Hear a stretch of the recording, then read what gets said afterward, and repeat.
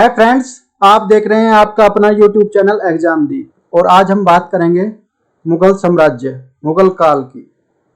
तो वैसे तो भाई हमारी कोशिश थी कि मुगल काल जो 2 क्लास में खत्म हो जाएगा, परंतु जैसे ही इतिहास के पन्नों में प्रवेश करते हैं और हम जैसे ज़्यादा रिसर्च के लिए प्रेरित होते हैं, जितना जो उसमें प्रवेश करेंगे उतनी ज़्यादा रिसर्च के लिए प्रेरित करते हैं।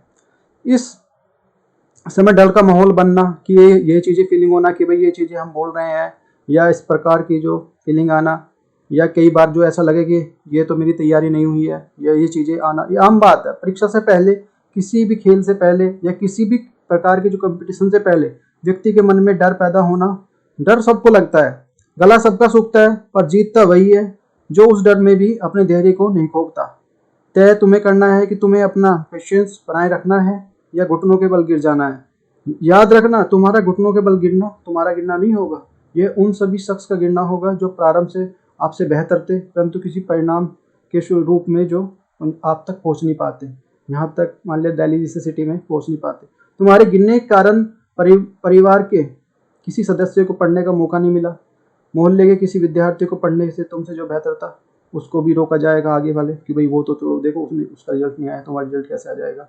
तो माया जाल में ना फंसते हुए और जो परीक्षा की तैयारी करिए। रिविजन का समय है, यह वह समय होता है जब कई जो सूरमा ढेर हो जाते हैं, अंत में सूरवीर बचते हैं। थोड़ा सा डर लगना चाहिए, तैयारी की होगी, परंतु जो यूपीएससी अभी एग्जाम है तो ये थोड़ा सा लाजमी है। अच्छा, अभी माहौल भारत का कुछ इस समय का है कि विवाह भी है, कार्यक्रम भी है, बढ़ते जा रहे हैं, गर्मी भी बढ़ रही है, उधर यूपीएससी का तनाव भी बढ़ रहा है। ये अद्भुत सी घड़ी है, तुम जिंदगी में याद करोगे। लोग कहते हैं कि लव ट्रायंगल है, लव ट्रायंगल नहीं है, दाप ट्रायंगल है। यूपीएससी का तनाव सामाजिक कार्यों का बढ़ता नंबर है। प्राकृतिक कारक के रूप में गर्मी का बढ़ता प्रकोप, जो विद्यार्थी तीनों से लड़ जाएगा, समझना कि वह आधुनिक युग का अर्जुन है, वही आधुनिक युग का अर्जुन है। क्योंकि जो ऐसे व्यक्ति जो इन तीनों परिस्थितियों में लड़कर जीतता है, उसी को जो महान योद्धा कहा जाता है। भाई देखो, स्टार्टिंग करने से पहले मैं ये तो वही बात जो मैं कोई एक डर की बात थी कि भाई डर को लेके काफ़ी कमेंट आ रहे थे कि डर लग रहा है कि भाई एग्जाम आ रहा है, तो मैंने ये बात की। अब जो कोई देखो, मैं ना कोई इतिहासकार हूँ, मैं एक शिक्षक से बेहतर कह सकता हूँ कि एक इंसान हूँ जो आपको समझाने का प्रयास करता हूँ। कोई इतिहासकार नहीं हूँ। मैंने भी कुछ पुस्तकें पढ़ी हैं जो वहाँ से जो आपको समझाने का प्रयास किया। अकबर की मृत्यु हो जाती है, वहाँ तक की बात कर ली थी हमने पहली वाली वीडियो में। उसका पुत्र सलीम गद्दी पर बैठता है, फिर जो शाहजहाँ गद्दी पर बैठते हैं। हम देखेंगे कि इस दौर का शासन उनके द्वारा कैसे चलाया गया। भाई हाथ जोड़कर विनती है कि इतिहास को इतिहास की दृष्टि से देखना, और न इसमें जो शिक्षा के दृष्टिकोण से समझना है इसको भी, बल्कि अच्छे से अनुशासन से जो उस तरफ जो बढ़ते हुए चलना। इसके माध्यम से किसी प्रकार के जो परिणाम और किसी धारणाओं का निर्माण नहीं करेंगे। हमें समझना है किस प्रकार का दौर यह रहा होगा। सलीम, अच्छा पहले बात करते हैं 1526 में पानीपत का प्रथम युद्ध, और 1527 में ये जो इसने बाबर ने युद्ध लड़े हैं, जो चंदेरी का, जो मुगल साम्राज्य को बढ़ाने के लिए, खानवा का युद्ध, चंदेरी का युद्ध जो 1528 में, चंदेरी का युद्ध 1530 में, घाघरा का युद्ध 1530 में, जो बाबर की मृत्यु है और हुमायूं का उत्तराधिकारी बना दिया जाता है। यहाँ पे 1530 में सूर और सूरी वंश की स्थापना होती है।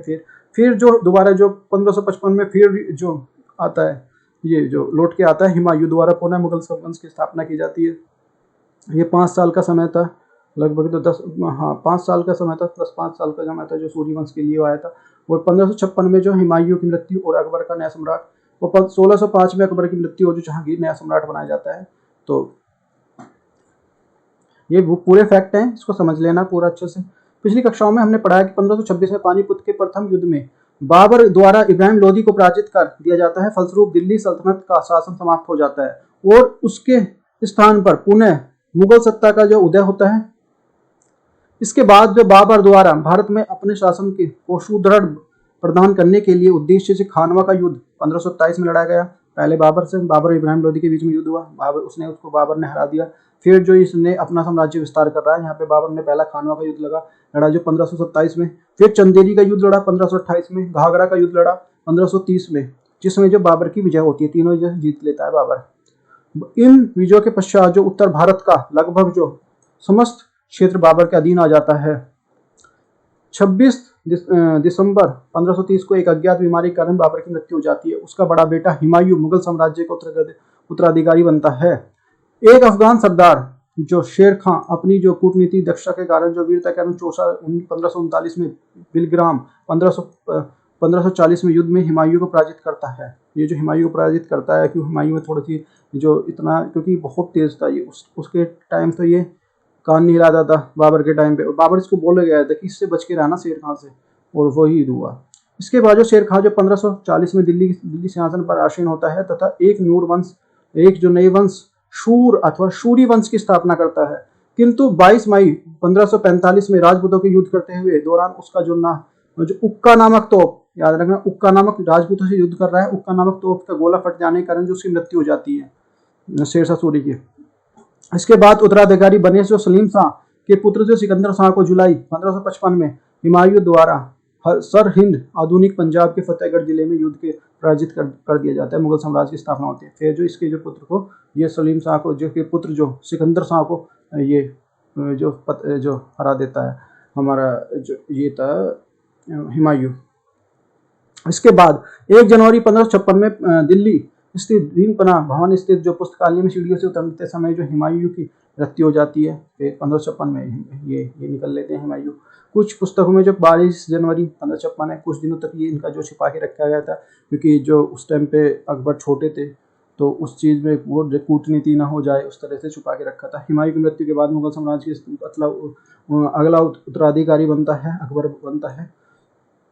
दक्षिण के अपनी जो सीमाओं का विस्तार करता है, साथ ही अकबर का कुशल राजनीतिक और जो प्रशासनिक व्यवस्था का भी जो आधार निर्मित करता है। 29 अक्टूबर 1605 में अज्ञात बीमारी के कारण जो इसकी मृत्यु हो जाती है। अज्ञात बीमारी की थोड़ी उम्र भी हो रही थी। उसके निधन के बाद उसका पुत्र जो सलीम जहांगीर मुगल साम्राज्य का जो नया शासक बनता है।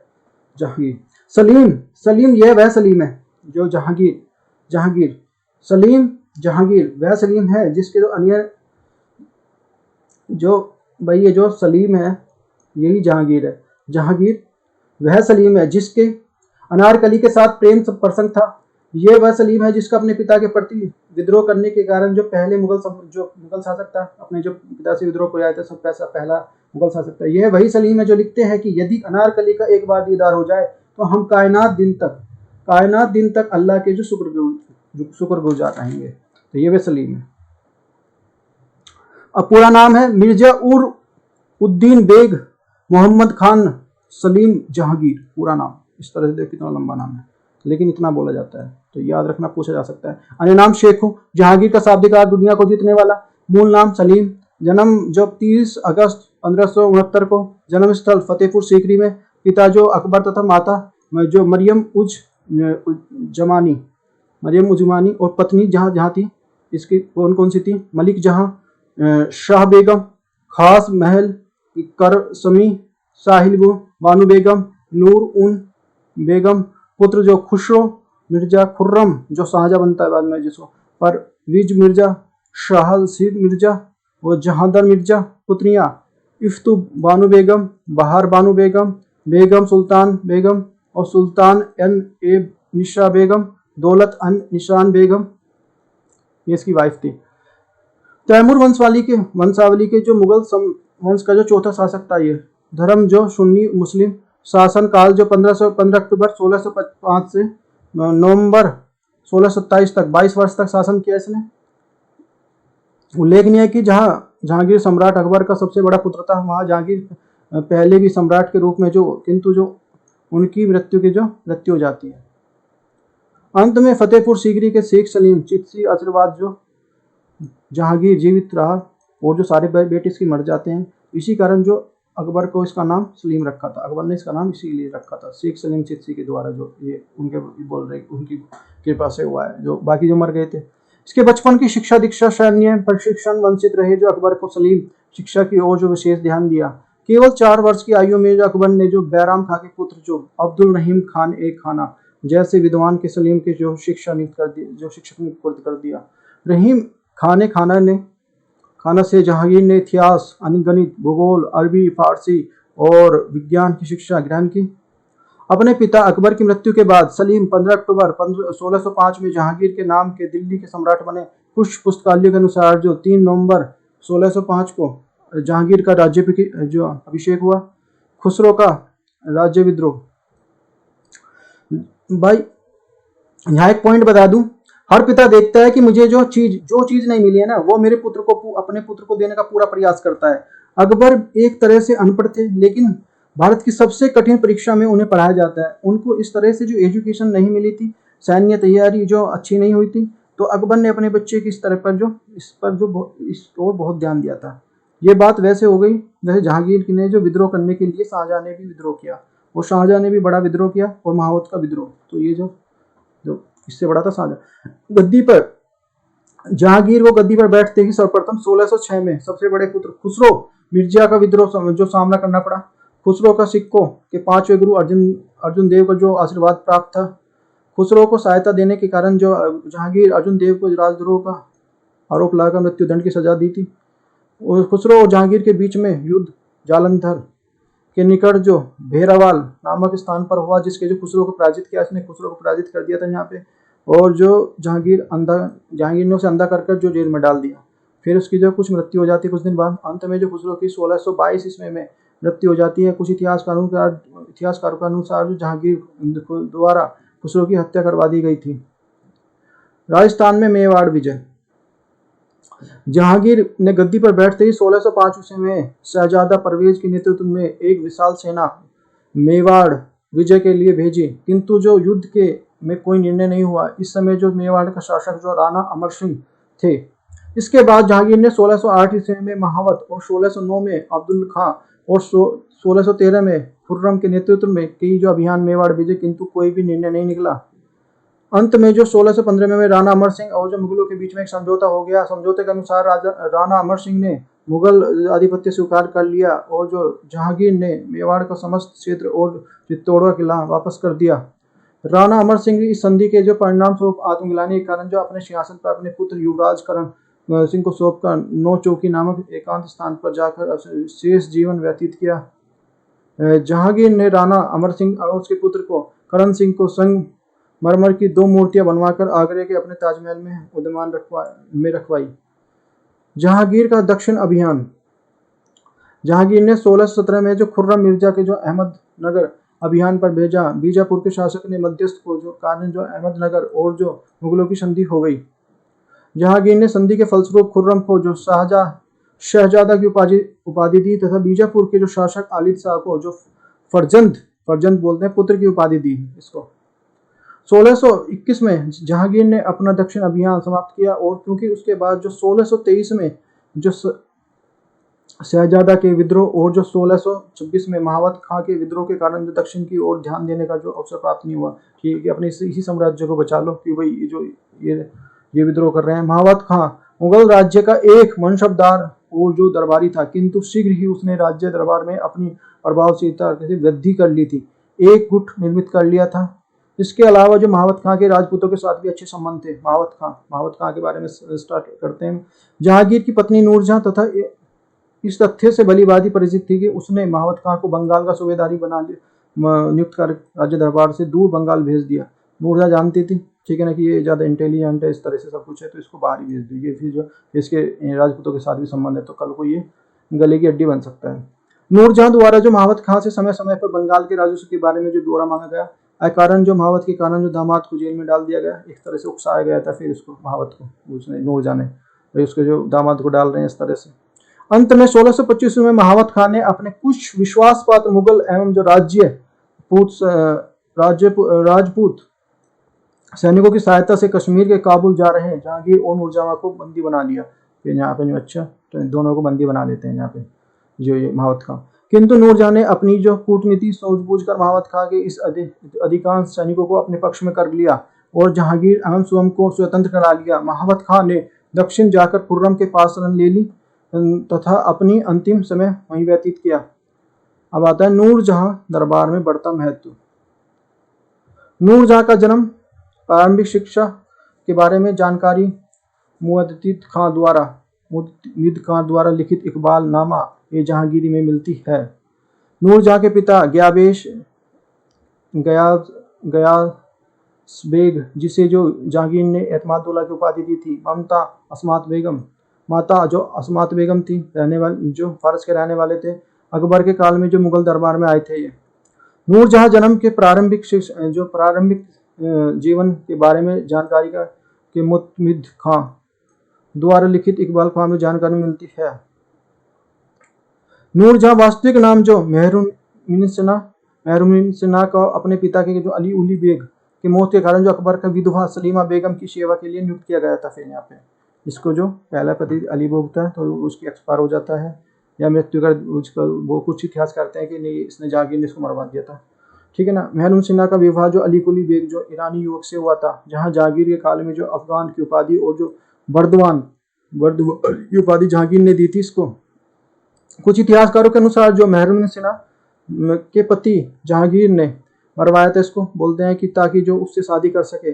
और जहांगीर ने मेहरुनिसा के सबसे बड़े जो सबसे पहले जो नौरोज त्यौहार में देखा था, जहां पर उसका जो सुंदरता का मोहित हो गया था। नौरोज क्या होता है? तो नौरोज मध्य एशिया पहले जो वर्ष के पहले दिन 22 मार्च को मनाया जाने वाला एक गैर जो धार्मिक उत्सव है, जो प्राकृतिक प्रेम का उत्सव है।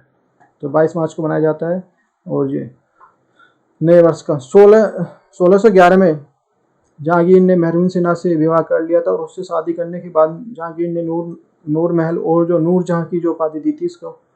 वास्तुतः नूरजहां बुद्धिमत्ता और शील और जो विवेक संपन्न थी, उसकी साहित्य और कविता ललित कलाओं में विशेष रुचि थी। उसका लक्ष्य बेहद अचूक था। 1619 में उसकी एक ही गोली से जो शेर को मार दिया गिराया था इसने। तो इसी कारण जो ये भाई हस्तक्षेप करने लगी थी जो जितने भी राज्य कार्य थे। इसी समस्त गुणों के कारण जो उसने जहांगीर को पूर्ण प्रभुत्व स्थापित कर लिया था। और जो जहांगीर ने अपना राज्य की सारी शक्तियां भी नूरजहां बेगम के हाथों में सौंप दी थी। सिक्कों पर भी उसका नाम खोदा गया था। देखो कितनी वो बड़ी बात है। उसके पिता एतमादुल्ला उसके भाई आशफ खां को मुगल दरबार में उच्च पद पर प्रदान किया गया। उसकी जो भतीजी का विवाह आगे चलकर मुमताज के नाम से प्रसिद्ध हुई शाहजहां ने से किया गया। नूरजहां के पहले पति से उत्पन्न अपनी बेटी जो नूरजहां के पहले पति अली बेग की जो बेटी थी, तो पुत्री का विवाह जहांगीर के सबसे छोटे पुत्र शहरयार से कर दिया। और जो नूरजहां की जो जहांगीर से कोई संतान नहीं थी, नूरजहां से कोई संतान नहीं हुई थी, ध्यान रखना। यह एक शहरयार कि जहांगीर के जो उपरांत जो सिंहासन पर बैठना चाहते थे, क्योंकि शहरयार बैठे जो यहाँ पे जो मेरा दामाद। और नूरजहां के जो सभी कार्य उसकी कूटनीति एक ही हिस्सा थे ये सब चीज। तो नूरजहां के संबंधित महत्वपूर्ण घटनाएं और जो द्वारा बनाया गया जो जुंटा गुट था, जिसके तो पिता एतमादुल्ला, माता अस्मत बेग, भाई आसफ खां और जो शहजादा खुर्रम इसमें सम्मिलित था। किंतु जहांगीर की अचानक मृत्यु हो गई। खुर्रम के सिंहासन पर बैठने के कारण जो उसकी कूटनीति सफल नहीं हो सकी। जहांगीर की राजनीतिक प्रशासन व्यवस्था कैसी थी भैया? तो जहांगीर ने अकबर के काल की ही राजनीतिक, प्रशासनिक, आर्थिक और जो नीति को बिना किसी परिवर्तन किए जारी रखा। जो अकबर की थी उसी को। अकबर के शासन काल में इन तत्वों के बारे में कुछ पिछली कक्षा में हम विस्तारपूर्ण पढ़ा चुके हैं किस तरह की थी। और जो जहांगीर की धार्मिक नीति क्या थी? जहांगीर जो धार्मिक दृष्टिकोण से सहिष्णु था। 1612 में जो पहला रक्षाबंधन त्यौहार मनाया तो उसने 1612 में अपनी कलाई पर जो राखी बंधवाई थी। जहांगीर ने दिवाली के दिन जुआ खेलने की इजाजत दे दी थी। दिवाली के दिन जुआ खेल सकते हैं इसने बोला था। जहांगीर अकबर की तरह ब्राह्मणों और जो मंदिरों को दान देता था, जिसकी पुष्टि वृंदावन के चैतन्य संप्रदाय के मंदिरों में उपलब्ध लेखों से होती है। इसके द्वारा अकबर द्वारा प्रारंभ गोहित्य को जो इन्होंने परंपरा को जारी रखा, गोहित्य को बंद करवा दिया था। और जो बंद जो होती है उसे जारी रखा कि बंद ही रहेगी। आगे चल के ये जो उसको पे हटा देते हैं, वो हटा देता है, औरंगजेब हटाता वो कि नहीं इसको कर सकते हैं। और जो वृंदावन के देखे, ये बहुत बड़ी बात होती है कि यहाँ से तो हमें आलेखों से जो लेख होते हैं उनसे पता चलता है कि भाई कैसे थे कि जो नहीं थे। जहांगीर ने श्रीकांत नाम के हिंदुओं का न्यायाधीश नियुक्त किया गया ताकि जो हिंदुओं को सुविधा दे हो सके और जो अपने मुसलमानों काजी द्वारा जो न्याय कराने के लिए समस्या को बचा जा सके। किंतु कुछ घटनाओं को यह साबित होता है कि जहांगीर ने कभी इस्लाम का पक्ष भी लिया था। कभी जैसे कि राजौरी में हिंदू को 2 दंड देना, क्योंकि जो मुस्लिम लड़कियों का जो विवाह उनसे हिंदू से बना लेते थे। हालांकि इतिहासकार को इस घटना को धार्मिक आधार पर भेदभाव की श्रेणी में नहीं रखते, बल्कि जहांगीर के जो एक न्यायिक कृत्य था बोलते हैं। वहीं जो कुछ इतिहासकारों का मत है कि मुसलमान युवाओं को द्वारा भी ऐसा किया गया था, किया जाता था, किंतु इतिहासकार उन्हें दंडित करने के उल्लेख नहीं मिलता कि उनको दंडित नहीं किया जाता था, वो करते थे। हिमाचल प्रदेश स्थित जो कांगड़ा जी किले के जो जहांगीर ने गाय को कटवाया था, जहांगीर ने कटवाया था यहाँ पे किले के हिंदू शैली को नष्ट करने का जो प्रयत्न किया था, किंतु हिंदुओं के द्वारा जो धार्मिक और जो रूप का महत्वपूर्ण था। अजमेर स्थित वराह मंदिर की जो मूर्तियों को उसने एक तालाब में फेंकवा दिया था। उसके अवसर पर उन्होंने जैनियों से अप्रसन्न होकर उन्हें जो गुजरात से बाहर चले जाने का जो आदेश दिया था जैनियों को भी। जहांगीर के काल में हुई कुछ प्रमुख घटनाएं कौन कौन सी है? तो जहांगीर में कुछ ने ही सर्वप्रथम जो मराठों के महत्व को समझा और उन्हें जो मुगल अमीर वर्ग से सम्मानित किया था। जहांगीर ईसाई धर्म में सबसे अधिक प्रभावित था। सबसे अधिक किससे प्रभावित था? ईसाई धर्म से प्रभावित था। उसने अपने पोत्रों की शिक्षा का प्रबंध उन्हीं की देखरेख में किया था। जहांगीर सबसे बड़ा गुण था कि वह न्यायप्रिय था, क्योंकि किसी भी बड़ा अवगुण नहीं था, और अवगुण यही था सबसे बड़ा, और तो नहीं था, ये सबसे ज्यादा शराब पीता था। और शराब की लत के कारण जो अपनी पत्नी है मानबाई शाह बेगम को जहर पीकर आत्महत्या कर ली थी उसने, उसकी पत्नी ने। मुगल काल में पिता के शासन काल में ही, अर्थात पिता के जो खिलाफ विद्रोह करने की शुरुआत जहांगीर के समय शुरू हुई। जहांगीर ने अपने प्रेयसी अनारकली के 1615 में लाहौर के एक सुंदर कब्र बनवाई और जिस पर प्रेमपूर्ण आलेख लिखवाया था कि यदि मैं तुम्हारी प्रेयसी का चेहरा एक बार पुनः देखता तो मैं कयामत एक दिन अल्लाह को धन्यवाद देता। 1608 में जहांगीर ने शासन काल में ईस्ट इंडिया कंपनी को प्रतिनिधि हॉकिंस और थॉमस रो उसके दरबार में आए थे। जहांगीर ने एक नई प्रथा चलाई थी जिसके अनुसार जो पुरुषों के कान छिदवाकर जो मूल्य रत्न जो पहनकर फैशन बन गया था, यहाँ पे प्रथा चलाई थी। जो मनोहर और जो मंसूब बिशनदास जहांगीर के दो शासन काल में मशहूर चित्रकार थे, जो जहांगीर के शासन काल में चित्रकला का स्वर्णकाल कहा जाता है। यहाँ पे जो चरम सीमा पे थी ये जो चित्रकला थी जहांगीर के शासन में। जहांगीर ने अपनी आत्मकथा में भी लिखा है कि कोई भी चित्र चाहे किसी मृतक व्यक्ति या किसी जीवित व्यक्ति के द्वारा जीवित बनाया जा सकता है, उसके द्वारा मैं देखते ही तुरंत बता सकता हूँ कि किस चित्रकार की कृति है। तो अच्छा, इसकी चित्रकारी की अच्छी जानकारी थी। जहांगीर द्वारा लिखी गई कोई आत्मकथा तुझे ए जहांगीरी तुझे के नाम की जो आत्मकथा मोतीबिंद खान द्वारा पूरा किया गया था। मोतीबिंद खान। न्याय की जंजीर बार बार पूछा जाता है, इंपोर्टेंट है। जहांगीर ने आगरे के किले में शाहबुर्ज और जो यमुना के तट पर स्थित पत्थर के खंभे से सोने की एक जंजीर बंधवाई थी, उसमें जो 60 घंटियां भी लटकी हुई थी, जो न्याय की जंजीर के रूप में प्रसिद्ध हुई। कोई भी व्यक्ति किसी भी समय इस जंजीर को खींचकर जहांगीर के न्याय की अपील कर सकता था, जिससे जहांगीर जो न्यायप्रियता के बारे में पुष्टि होती है। जहांगीर की मृत्यु, डेथ ऑफ जहांगीर। 1627 में मुगल सम्राट जहांगीर कश्मीर से वापस लौट रहा था, तभी जो लाहौर पाकिस्तान की तबीयत बिगड़ने के कारण जो उसकी मृत्यु हो जाती है। जहांगीर के मृत शरीर को अस्थायी रूप से लाहौर रावी नदी के जो किनारे बने जो बागशर के किले में दफनाया गया। बाद में जहांगीर ने बेगम नूरजहां और जो नूरजहां के द्वारा जो जहांगीर का भव्य मकबरा बनवाया गया। लाहौर में पर्यटक का आकर्षण का केंद्र है। लाहौर में ये जहांगीर के मौत के कारण उसका बेटा खुर्रम शहजादा मुगल सिंहासन पर बैठता है। फिर खुर्रम बैठता है शहजादा, जिसको बोलते हैं Shahjahan. Khurram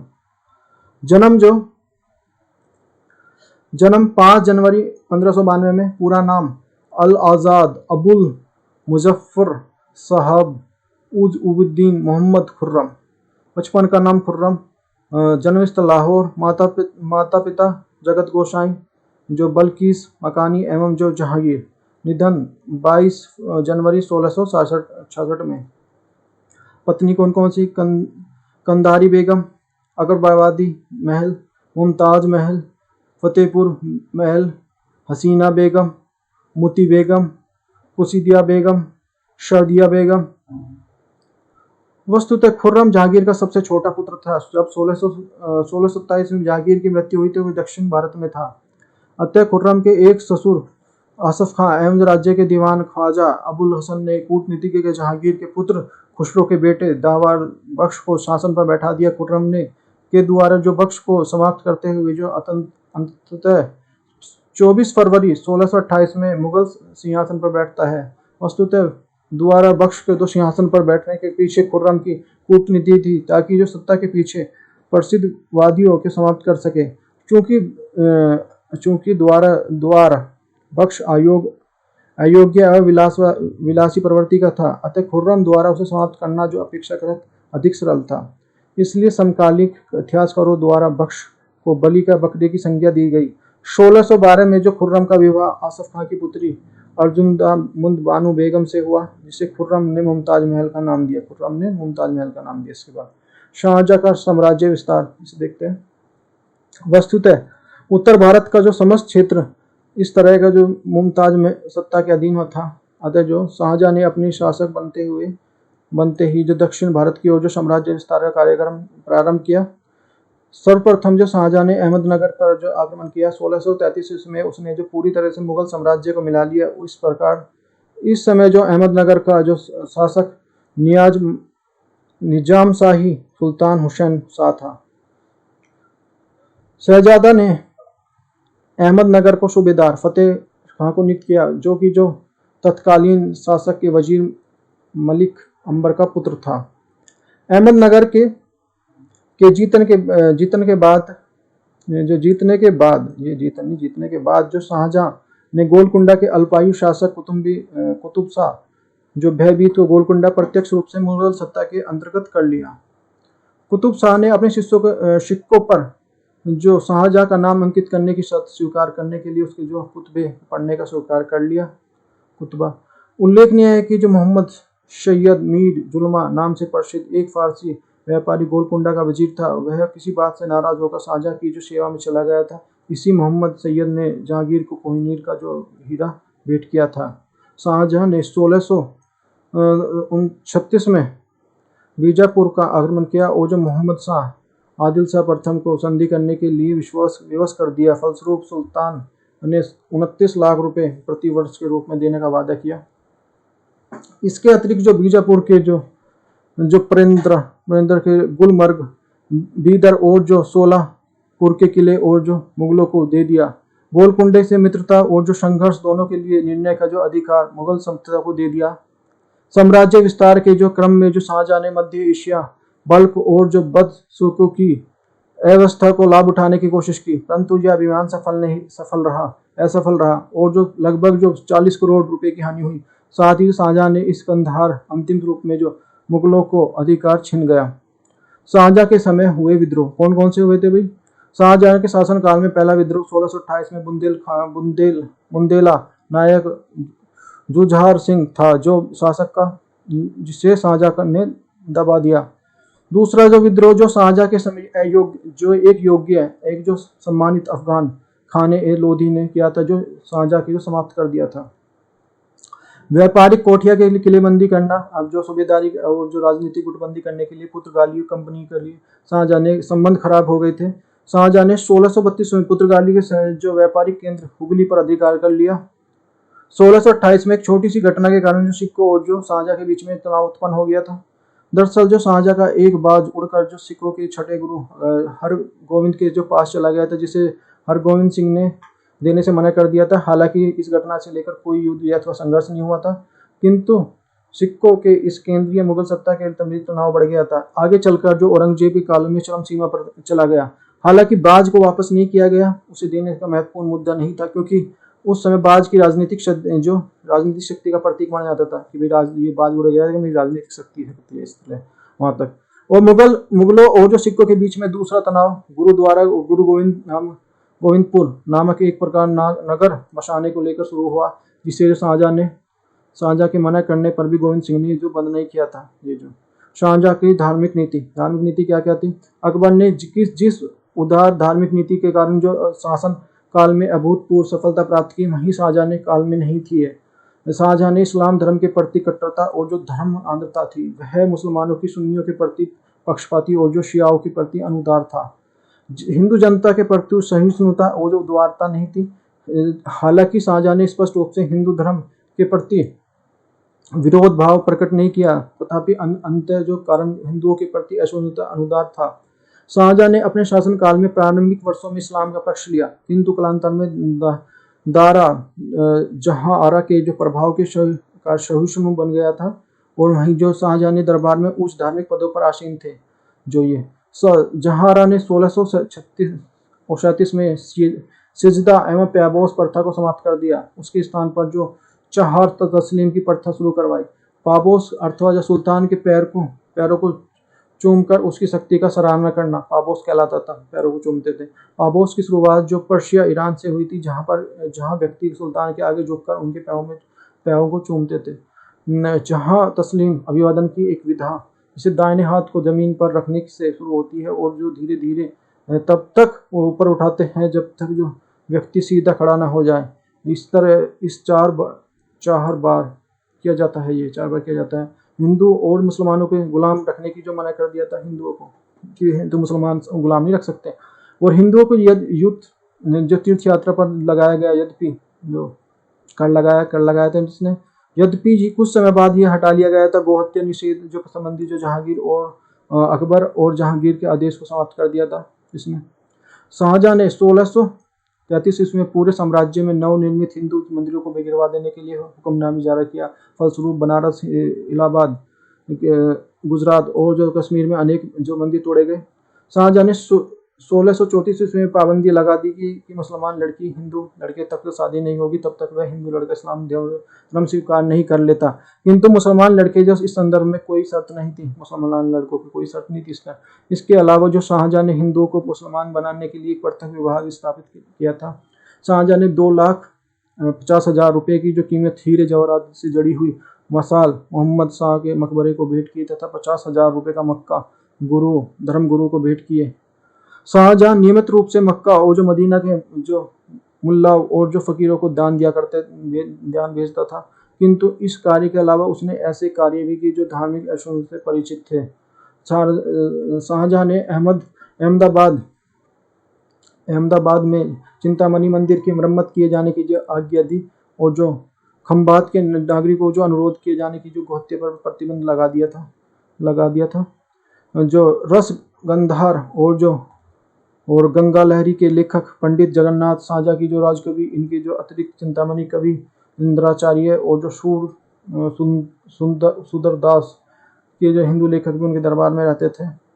do you know Abdul Hamid Lahori बादशाह शहजाद के जो इतिहासकार थे, सरकारी इतिहासकार थे, उनके किसी प्रकार अत्यंत महत्वपूर्ण कृति जो पाद शाहनामा रचित की थी। जो पाद शाहनामा को शाहजहां के शासनकाल का जो प्रामाणिक इतिहास माना जाता है। शाहजहां की मृत्यु कैसे होती है? 8 वर्ष की तक बीमारी के होने के कारण जो शाहजहां की मृत्यु 22 जनवरी 1666 को होती है, आगरे किले में हो जाती है, जहां पर उसकी पत्नी मुमताज महल की याद में जो ये ताजमहल को दफनाया गया। शाहजहां के बाद उसका उत्तराधिकारी के एक लंबे संघर्ष चलता है और औरंगजेब मुगल सम्राट बनता है, जिसके बारे में हम अगली कक्षा में जानकारी प्राप्त करेंगे। भाई ये जो है देखो, भारत में है ना, भारत में जो 3 ताजमहल है।